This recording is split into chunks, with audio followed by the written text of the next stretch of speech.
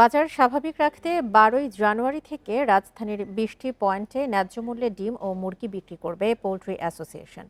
Reporters ইউনিটিতে এক সংবাদ সম্মেলনে এই তথ্য জানান সংগঠনের নেতারা। এ সময় খামারিরা বলেন, রমজান উপলক্ষে প্রান্তিক খামারিরা সরকারকে সহযোগিতা করবে।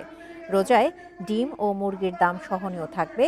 পর্যায়ক্রমে রাজধানীর ১০০টি পয়েন্টে ডিম মুরগির বিক্রি কার্যক্রম পরিচালনা করবে পোল্ট্রি অ্যাসোসিয়েশন। বর্তমানে মুরগির বাজারে চড়া দামের জন্য গুটি কয়েক কর্পোরেট কোম্পানিকে দায়ী করে সংগঠনটি।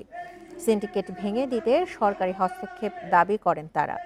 ডিম মুরগির বাজারে স্বস্তি আনতে পোল্ট্রি বোর্ড গঠন সহ ১০ দফা দাবিও তুলে ধরে পোল্ট্রি অ্যাসোসিয়েশন। ডিম মুরগির বাজারে অস্থিরতার জন্য প্রধান কারণ হচ্ছে পোল্ট্রি ফিড এবং মুরগির বাচ্চার সিন্ডিকেট। এই সিন্ডিকেটকে যতদিন